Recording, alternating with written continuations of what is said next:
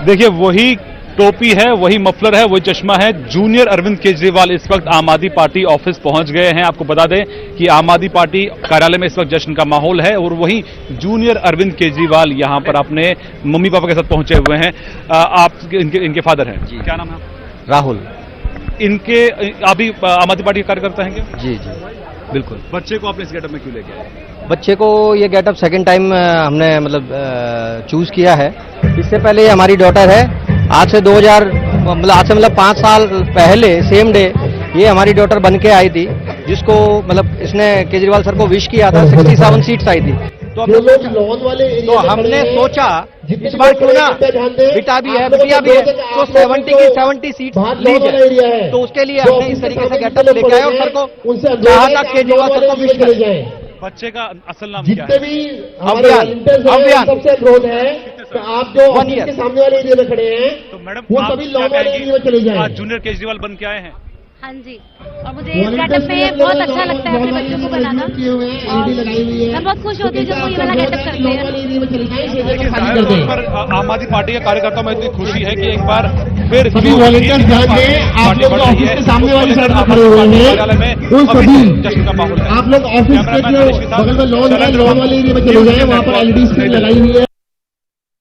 तो लगातार दिल्ली का फैसला सभी की निगाहें टिकी हुई हैं और इस बीच बीजेपी के लिए खुशी की खबर यह है कि इस वक्त रुझानात में बीजेपी बढ़त बनाते हुए दिखाई दे रही है। अब 21 पायदान पर पहुंच चुकी है बीजेपी रुझानात में लीड करते हुए, तो वहीं आम आदमी पार्टी 49 पर पहुंची है लुढ़क कर। मुमताज साहब कुछ कहना चाह रहे हैं? नहीं, मैं सिर्फ ये कहना चाह रहा हूँ कि राहुल गांधी कांग्रेस के इस वक्त सदर भी नहीं है, वो दिल्ली से उम्मीदवार भी नहीं थे सीएम के, लेकिन इसके बावजूद वो चेहरा बने हुए। तो ये राहुल गांधी के लिए और कांग्रेस के तो लिए क्या कांग्रेस को बस चेहरे पर ही इत्तेफा कर लेना चाहिए कि कांग्रेस पार्टी का ग्राफिक्स में चेहरा दिखाई दे, बस इतना ही काफी है कांग्रेस के लिए? नहीं, मैं ये नहीं कह रहा हूँ। मैं ये कह रहा हूँ कि राहुल गांधी को लोग लीडर मान रहे हैं, मीडिया के लोग, इसीलिए वो सदर भी नहीं है। लेकिन मीडिया के लोग लीडर मानते हैं, लेकिन राहुल गांधी ऐसा लगता है या कांग्रेस पार्टी लगता है कि लीडर नहीं मानती, हताश हो गई है, मायूस हो गई है, कोई जज्बा ही नहीं है, जोश ही नहीं है। इंतखाबी मैदान में उतर रहे हैं लेकिन आप हथियार लेकर उतर ही नहीं रहे। देखिए, मैं इसके लिए गालिब का एक शेर पढ़ दूं कि ईमा मुझे रोके है तो खींचे है मुझे कुफ्र, काबा मेरे पीछे है कलीसा मेरे आगे। तो दरअसल ये कांग्रेस की हालत है कि वो करे क्या। अगर बहुत मजबूती से लड़ ले तो बीजेपी को फायदा, और अगर बहुत कमजोर हो जाए तो जीरो। तो ये उसके साथ है प्रॉब्लम। क्या किया जाए? ये जो इस वक्त पॉलिटिकल सिनेरियो है उसमें कांग्रेस तदब्दुब का शिकार है। लेकिन अधीर रंजन चौधरी का बयान जो है दरअसल वही हकीकत है कि वो बीजेपी को डिफीट करना चाहती है।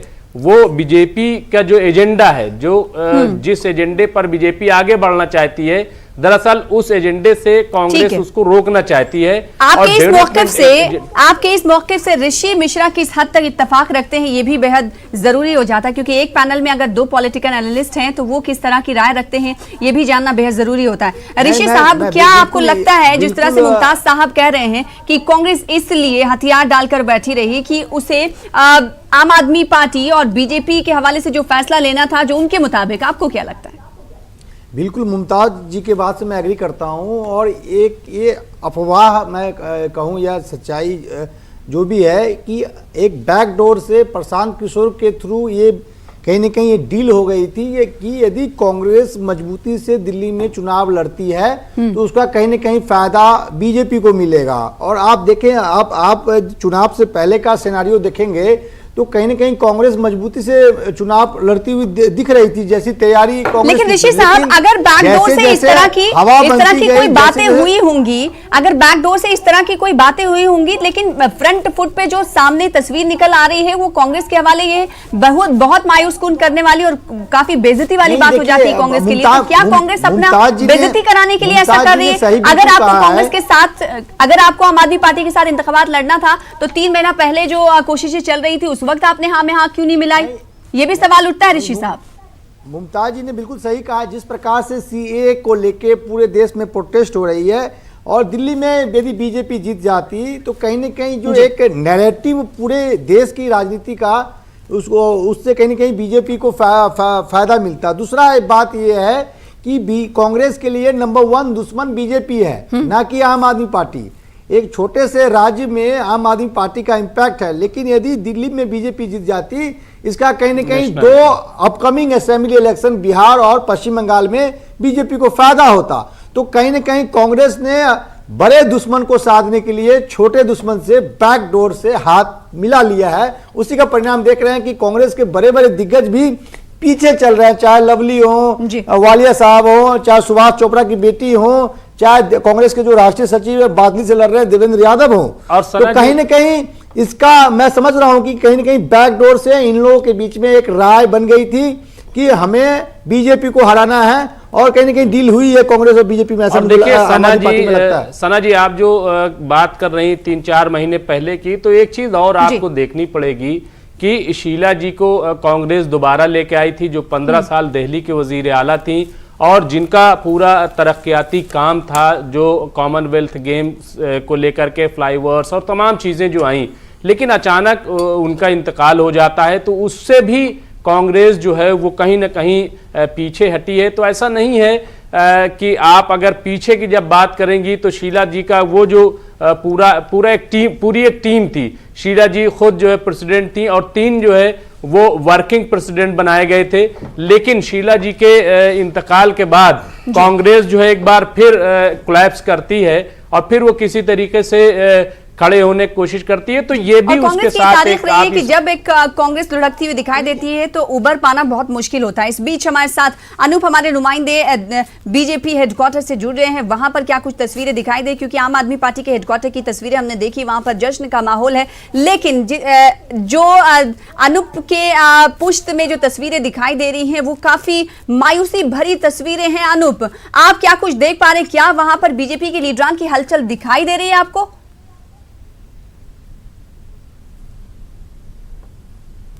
बिल्कुल आप सही कह रही हैं। जिस तरीके से आपने एक तस्वीर देख रहे आप देख रही होंगी आम आदमी पार्टी दफ्तर की, वहाँ वाकई जश्न का माहौल है, लेकिन बीजेपी में इस तरह का कोई माहौल नहीं है। बीजेपी नेताओं का जमावड़ा भी बीजेपी मुख्यालय में नहीं लग रहा है। यानी कुल मिला के कह सकते हैं कि बीजेपी जो रिजल्ट सामने आ रही है उससे बहुत निराश दिख रही है। लेकिन कुछ नेताओं से हमारी बात हुई है, बीजेपी 2 बातों का तर्क अब से दे रही है। पहली बात कि बीजेपी का मत प्रतिशत जो अब तक के रुझान है, जो अब तक का ट्रेंड है, जो अब तक के परिणाम है, उसके मुताबिक बीजेपी का मत प्रतिशत बढ़ा है और ये बहुत ज्यादा बढ़ा है।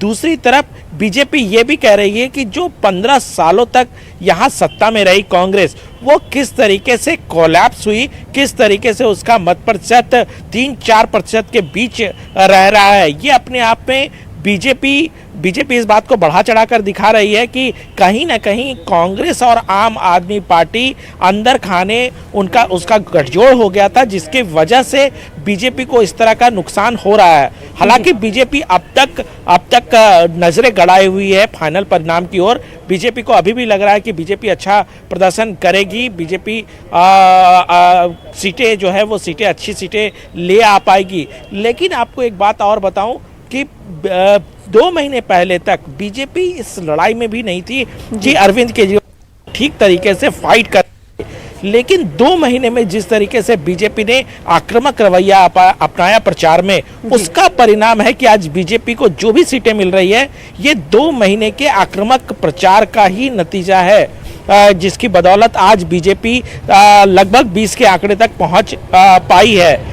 जाहिर सी बात है कि अगर अरविंद केजरीवाल जीतते हैं तो अरविंद केजरीवाल की जो पॉलिसी है, जो कह सकते हैं अरविंद मॉडल या केजरीवाल मॉडल है, उसकी जीत मानी जाएगी। और जो बीजेपी जिस एजेंडे को लेकर चुनाव लड़ी है, चाहे वो शाहीन बाग का मसला हो या फिर राष्ट्रवाद का मसला हो, उसमें फिर से बीजेपी को सोचने पे मजबूर होना पड़ेगा कि क्या इस मॉडल के तहत, इस नीति के तहत आगे चुनाव में जाया जा सकता है या नहीं। जी, जाहिर सी बात है। और बीजेपी को ये सोचने और समझने का मौका होगा कि अब वो किस तरह से आगे की हिकमत अमली आने वाले इंतखाबात में अपनाएगी। अगर किसी स्टेट में या फिर दिल्ली में सरकार बनानी है तो किस तरह की स्ट्रैटेजी अपनानी होगी। हमारे साथ खास मेहमान जुड़े हुए हैं। और इस बीच अगर लीडिंग सीट की बात कर लें तो अगर बात खास हलकों की करें, बल्ली मारान जहां पर सबसे ज्यादा वोटिंग हुई थी, और अगर मुस्लिम डोमिनेटेड एरियाज की बात करें जिसमें मटिया महल आता है, ओखला आता है, सीलमपुर आता है। सीलमपुर एक ऐसा इलाका है जहां पर सीए एनआरसी के खिलाफ तशद्दुद बरपा हुआ था। उस इलाके ने देखा आज वहां की नतीजे क्या होंगे, इस पर सभी की निगाहें टिकी हुई हैं। और ओखला की अगर हम बात करें तो ओखला इस बार दिल्ली इंतखाबात में शाहीन बाग दिल्ली इंतखाबात में सर फहरिस्त रहा। दिल्ली इंतखाबात सिर्फ इंतखाब के हवाले से नहीं बल्कि सीए एनआरसी एनपीआर की मुखालिफत की वजह से भी सुर्खियों में रहा। ऐसे में ओखला में वोटर्स किस तरह की राय दही रखते हैं और उनके मूड को आज बिल्कुल तस्वीरें मिल जाएंगी कि किस तरह का उनका मूड रहा है। क्योंकि शुरुआती रुझानात में हमने देखा था कि ओखला से आम आदमी पार्टी के लीडर अमानतुल्लाह खां कहीं ना कहीं पीछे चल रहे थे, लेकिन इस बीच खबर आम आदमी पार्टी के लिए ये है कि अमानतुल्लाह लीड कर रहे हैं ओखला से, जिसमें शाहीन बाग आता है। इसी तरीके से दूसरे सीट की भी हम बात कर लें, अगर बात मटिया महल की करें तो मटिया महल में भी क्या कुछ चल रहा है ये हम आपको दिखाएंगे। मटिया महल में 70% इस बार वोटिंग दर्ज की गई है। ये तमाम इलाके मुस्लिम डोमिनेटेड एरियाज हैं। इस बार मुसलमानों के दिल में दिल्ली इंतखाबात को लेकर क्या रहा ये नतीजे बता रहे हैं, बताएंगे। मटिया महल की सीट पर हम आपको बता रहे हैं कि शुएब इकबाल आम आदमी पार्टी से उम्मीदवार बनाए गए जो कि लीड कर रहे हैं। वहीं अगर बात की जाए मिर्जा जावेद अली की जो कि कांग्रेस कैंडिडेट हैं, वो पीछे हैं। और साथ ही साथ बीजेपी ने रविंद्र गुप्ता को इंतखाबी मैदान में शुएब इकबाल के सामने उतारा था। लेकिन यहां से मटिया महल से अभी रुझानात जो दिखाई दे रहे हैं वो आम आदमी पार्टी के हक में दिखाई दे रहे हैं। मटिया महल से शुएब इकबाल लीड करते हुए दिखाई दे रहे हैं। इसी तरह से दूसरी सीट की अगर हम बात कर लें, बात सीलमपुर की कर लें तो सीलमपुर में अगर बात करें तो सीलमपुर में 71% 71% वोटिंग परसेंटेज दर्ज की गई थी। और सीलमपुर के साथ साथ अगर बात मटिया महल की करें तो मटिया महल में 70% वोटिंग परसेंटेज दर्ज की गई थी। यानी सीलमपुर वो जगह जहां पर सीए एनआरसी को लेकर तशद्दुद हुआ था, वहां के 71% लोगों ने वोटिंग में हिस्सा लिया था, अपने हक राय दही का इस्तेमाल किया था। और यहां भी आम आदमी पार्टी बढ़त बनाए हुए है, लीड कर रही है।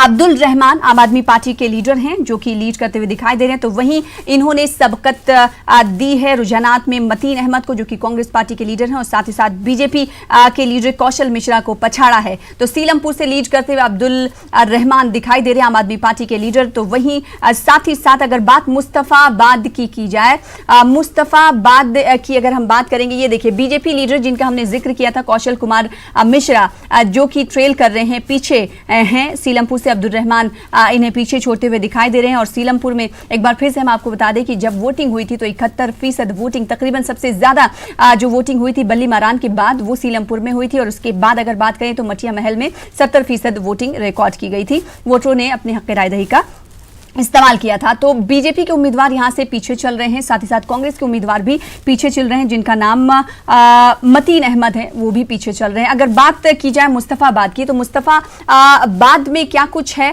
ये हम आपको बता देते हैं। काफी दिलचस्प मुकाबला यहां देखने को मिल रहा है। बीजेपी जगदीश प्रधान यहां से लीड करते हुए दिखाई दे रहे हैं मुस्तफाबाद से, और साथ ही साथ इन्होंने आम आदमी पार्टी के हाजी यूनुस और अली मेहंदी को पीछे छोड़ा है रुझानात में। तो बीजेपी के लिए अच्छी खबर यह है कि यहां से बीजेपी लीड कर रही है, इन्होंने कांग्रेस को पीछे छोड़ा है। कांग्रेस के अली मेहंदी मैदान में उतारे गए थे इंतखाबी मैदान में, तो वहीं आम आदमी पार्टी ने हाजी यूनुस पर भरोसा जताया था। तो ये तमाम सीटें हैं जहां पर बीजेपी की दांव और आम आदमी पार्टी की दांव कहीं ना कहीं लगी हुई है, और कई बड़े लीडर भी कहीं ना कहीं पीछे जाते हुए दिखाई दे रहे हैं। अगर बात मनीष सिसोदिया की सीट की करें तो पटपड़गंज से ये तफसीलात मिल पा रही हैं कि पचपड़गंज से मनीष सिसोदिया इस वक्त पीछे चल रहे हैं। इसी तरह से अरविंद केजरीवाल की अगर बात करें तो कई बड़े लीडरों की किस्मत का फैसला आज होना है। कालका जी की अगर बात करें तो यहां से आतिशी मारलेना उम्मीदवार बनाई गई हैं। तो ओखला से अमानतुल्लाह के हवाले से हमने आपको अपडेट फराहम किया।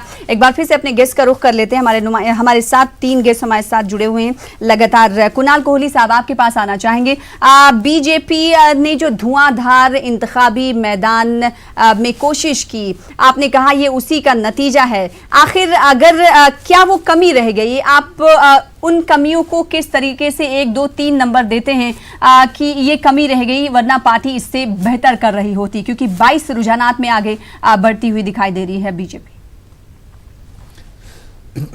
देखिए, पहली बात तो मैं ये बताना चाहूँगा कि जो ये गणित बताया जा रहा है कि कांग्रेस है जो वो इस इलेक्शन में उसने आपका साथ देके कहीं ना कहीं बीजेपी को एक मात देने की कोशिश करी। आपको समझना पड़ेगा, बीजेपी स्टेट में पिछले 20-22 साल से नहीं है। दिल्ली स्टेट में कांग्रेस 15 साल से रह चुकी है, जो कि अब शून्य पे है, और आप आदमी पार्टी पिछले 5 साल से है और आगे की तैयारी करने की कोशिश कर रहा है ना। अगर आप उस लिहाजे से देखेंगे, उस गणित से देखेंगे, 22 साल से जो पार्टी जिस प्रदेश में नहीं है, वो आके आज 20-22 सीटों पे आपके रुझान दिखा रहा है कि वो आ रहे हैं, कहीं ना कहीं उनकी बढ़त 3 सीटों से आगे बढ़ी है। तो कहीं ना कहीं ये है कि एक विश्वास जागा है उस प्रदेश में जहां पे 22 साल से बनवास चल रहा था। इसको मैं एक पॉजिटिव वे में देखता हूं। एक हमारा जो ऊपर का नेतृत्व था, जो उन्होंने आके मेहनत करी, जो हमारा काडर था जमीन पे, वो जो मेहनत कर रहा है, और इसका रिजल्ट देखिए, जहां आप 22 साल से नहीं होंगे, वहां के लोगों के अंदर वो ट्रस्ट और फेथ लाना प्रदेश को लेके, क्योंकि आम के पास एक एडवांटेज ये था कि वो किसी काम के मुद्दे पे नहीं आई थी, वो एक बदलाव के मुद्दे में पिछले इलेक्शंस में आई थी, और 67 वोट्स जो जीते थे वो भावनाओं पे जीते थे कि एक बहुत बड़ा बदलाव लाएंगे। उसके लिहाज से अगर आप देखेंगे, उनका जो गणित है वो आज नीचे जाता है सीटों में। तो कहीं ना कहीं दिल्ली वालों ने कहीं ना कहीं आके उनको नकारा है और ये कहा है कि आप हमारे मापदंड पे पूरे नहीं उतरे, जो हम पे आप पे विश्वास था।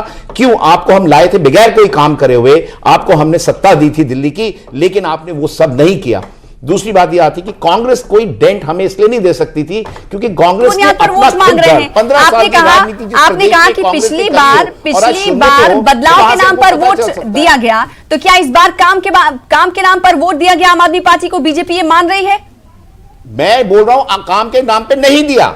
अगर 67 से वो 48 पे आ रहे हैं तो आपको समझना पड़ेगा कि जब पिछले इलेक्शन में वो बगैर काम के आए थे, एक विश्वास पे उनको वोट दिया था कि ये काम करेगी पार्टी, तो आज उनको 67 नहीं, सारी की सारी सीटें जीतनी चाहिए थी अगर उन्होंने काम किया होता। यहां पे आके कहीं ना कहीं दिल्ली वासियों ने उनको नकारा है और उनकी जो गिनती है उल्टी, वो अब चालू हुई है। वो इस तरीके से हुई है कि अगर इन्होंने काम इतना करा तो जो डंके इन्होंने बजाए थे और वहां लोगों का विश्वास होता तो 67 से ऊपर आके सारी सीटें स्वीप करनी चाहिए, जो कि उनके कार्यकर्ता भी बोलते हैं यहां पे आके। पॉइंट यहां ये नहीं आता, यहां आता है कि बीजेपी ने काफी अहम बात कोहली साहब ने कही। ऋषि साहब और मुमताज साहब, आप दोनों के पास इस सवाल के साथ पहुंचूंगी। इस बीच अपने खास मेहमान का भी तारुफ करा दें। हमारे साथ लखनऊ से हमें ज्वाइन कर रहे हैं मुईद अहमद साहब, जो कि कांग्रेस लीडर हैं। आपका खैर मकदम करते हैं।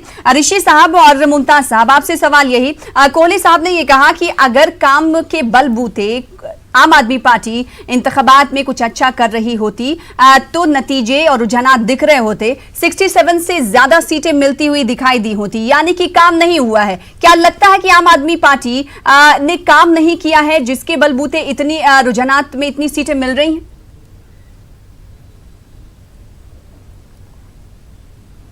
मुमताज साहब और ऋषि साहब दोनों से सवाल है, एक एक करके।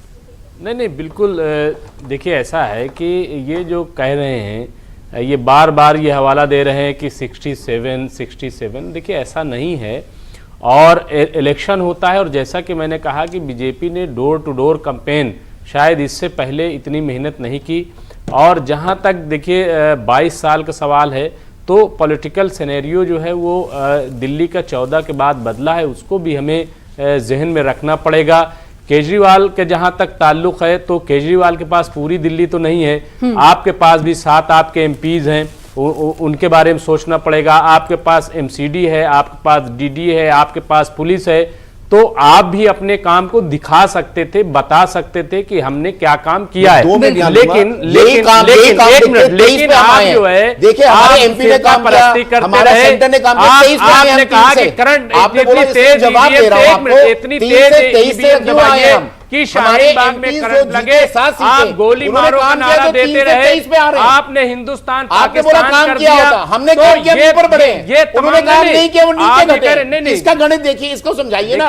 67 से वो नीचे आ रहे हैं, मैं वही कह रहा हूं, से ऊपर जा रहे हैं, तो हमारे एमपी ने कहीं ना कहीं काम किया है, तभी ऊपर जा रहे हैं ना। दिल्ली की जनता इतनी बेवकूफ तो है नहीं और कि काम के ऊपर वोट नहीं देगी। साहिबा, मैं ये कहना चाहता हूं कि देखिए, ऐसा नहीं है कि कांग्रेस मजबूती से, देखिए कांग्रेस पार्टी मजबूती से नहीं लड़ी, लेकिन जो उम्मीदवार खड़ा होता है सना साहिबा, उसकी कोशिश होती है कि वो मजबूती से लड़े, वो ऐसा नहीं होता कि वो ढीला रहता है। यही वजह आप देखें कुछ सीटें ऐसी हैं जिनका जिक्र आप कर रही थी, चाहे वो सीलमपुर में चौधरी मतीन अहमद हो, उन्होंने मजबूती से इलेक्शन लड़ा। इसके अलावा मुस्तफाबाद की सीट पर अगर देखें तो जो अली मेहदी हैं, जो हसन अहमद के बेटे हैं, जो वहां से एमएलए रह चुके हैं, तो उन्होंने बहुत काम किया है एमएलए न रहते हुए।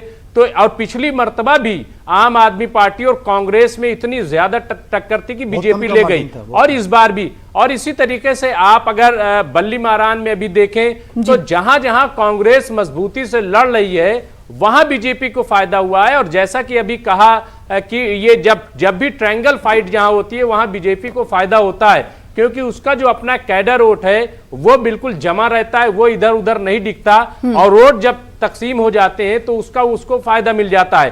तो ये चीज भी हमें देखनी पड़ेगी कि कांग्रेस भी कहीं ना कहीं उसके जो उम्मीदवार हैं वो अच्छी तरीके से लड़े, उसका भी बीजेपी को फायदा मिल रहा है। तो इसलिए अच्छा एक चीज और मैं आपको बताऊं, जब आपने शाहीन बाग का जिक्र किया, सीए का जिक्र किया, तो यहां भी एक चीज हमें देखनी पड़ेगी कि एक तरफ जहां शाहीन बाग और सीए को लेकर के आम आदमी पार्टी जो है वो बैकफुट में रही या पीछे रही, वो खुल करके सामने नहीं आई। और उसकी वजह ये थी कि वो ये देख रही थी कि अगर हम सामने आते हैं तो बीजेपी इसको पोलराइज करेगी और इसका मिसयूज करके और उसको फायदा उठाएगी। लेकिन कांग्रेस वहीं पे आप देखिए कि फ्रंट फुट पर आकर के बयान दे रही थी, चाहे वो पार्लियामेंट हो, चाहे वो शाहीन बाग हो। सलमान खुर्शीद जैसे लोग भी जा करके धरने पे बैठते रहे। तो इससे भी कहीं ना कहीं थोड़ा बहुत जो है मुस्लिम का रुझान कांग्रेस की तरफ हुआ है, मुस्लिम वोटर्स का, कि कांग्रेस जो है, तो इसलिए भी अगर मुस्लिम एरिया में आप देखें तो आगे पीछे का मामला चल रहा है। तो इसलिए ये पॉलिटिकल जो सिनेरियो है मुईज साहब से इस पर रिएक्शन लेना चाहूंगा। मुईज साहब, कांग्रेस अपनी वजूद की लड़ाई भी नहीं लड़ना चाहती, ऐसा लगने लगा है। अब आवाम भी भरोसा अब करेंगे नहीं कांग्रेस पार्टी पर?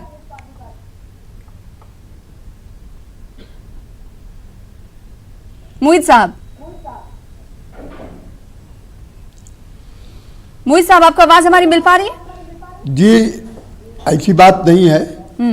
पब्लिक कांग्रेस मजबूती से जी मैं ही बोल रहा हूं, कांग्रेस मजबूती से लड़ी है। कैंडिडेट जहां आवाज मिल रही है, कांग्रेस मजबूती से लड़ी है। मगर जब जनता को यह मालूम हुआ कि कांग्रेस जीत नहीं पाएगी, तो जो कांग्रेस वाले भी थे थोड़ा सा वो इधर उधर चले गए। मैं ये कहना चाहता हूं कि ये चुनाव मजबूती से लड़ी, हमें तो दिखाई नहीं दिया है, जहां पर सिर्फ मजबूती से लड़ी। आपने कांग्रेस को टारगेट करके आप कह रहे हैं कि कांग्रेस मजबूती से लड़ी, लेकिन हमें तो दिखाई नहीं दी। हमें तो कांग्रेस मैदान में नहीं दिखाई दी। बीजेपी धुआंधार कैंपेन करती है, साथ ही साथ आम आदमी पार्टी डोर टू डोर जाती है, लेकिन कांग्रेस की तरफ से इस तरह लाहेमल इख्तियार नहीं किया गया। ये कमी रही। हाँ, वो मैं बता रहा हूं, वो आपको रिजल्ट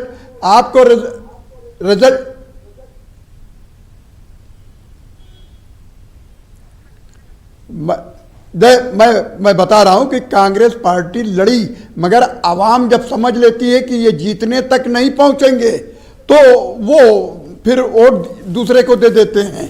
वो जब दिमाग में ये चला जाता है कि कांग्रेस जीतेगी नहीं आखिर में, तो हम क्यों न जीतने वाले कैंडिडेट को दें। इस तरह से पब्लिक का रुझान बदलता है।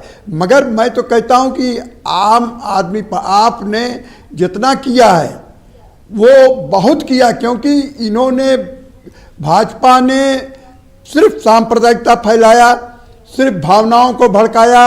हिंदुस्तान मुसलमान, हिंदुस्तान पाकिस्तान, यही करते रहे पूरे चुनाव भर। और केजरीवाल साहब बार बार कहते थे कि विकास के मुद्दे पे बात करिए। ये बात तो मुईज अहमद साहब, आप अपनी पार्टी के ताल्लुक से रखने से फासिल रहे, लेकिन आम आदमी पार्टी के ताल्लुक से आपने ये बात कही, इससे ऋषि साहब ये बात साफ हो जाती है कि कहीं ना कहीं बैकडोर की जो बातें आप कर रहे थे वो सही हैं। बिल्कुल। मैं पहले कोहली जी को जवाब दे दूं। कोहली जी कह रहे थे कि मेरे लिए उपलब्धि है, नो डाउट उपलब्धि है, लेकिन यदि 2019 लोकसभा चुनाव को यदि आप विधानसभा वाइज एनालिसिस करेंगे तो बीजेपी करीब 65 सीट पे आगे सुन ली जाए। और अब जो टैली आपके स्क्रीन पे मैं देख रहा हूँ 22 सीटों पे बीजेपी आगे है। तो कहीं ना कहीं बीजेपी के लिए लोकसभा चुनाव के कंपैरिजन में यदि विधानसभा वाइज आप कंपैरिजन करेंगी तो कहीं ना कहीं बड़ा सेटबैक है। आप कुछ दिन पहले 65 विधानसभा क्षेत्रों में आगे थे, अब मात्र 22 पे आ गए हैं। लेकिन जिस प्रकार से मीडिया से लेके जितने भी एक्सपर्ट हैं, बीजेपी को कहीं ना कहीं फाइट में दिल्ली चुनाव में 5 से 10 सीट भी नहीं दे रही थी, वहां बीजेपी 22 सीटों पे आगे है। मनीष सिसोदिया जैसे कद्दावर नेता जो डिप्टी सीएम है और तो 70 सीटों के लिए वोटों की गिनती जारी, रुझानात में आम आदमी पार्टी को चेहरा हुई दिखाई दे रही है, यानी आम आदमी पार्टी के सर पर ताज सजता हुआ रुझानात में दिखाई दे रहा है। लेकिन नतीजे अभी तक नहीं आए हैं। जैसे नतीजे हमारे पास आएंगे अपने नाज़रीन तक सबसे पहले पहुंचाएंगे। आप चारों खास मेहमान हमारे साथ जुड़े रहे हैं। छोटे से ब्रेक के लिए रुकेंगे, ब्रेक के बाद जल्द लौटेंगे।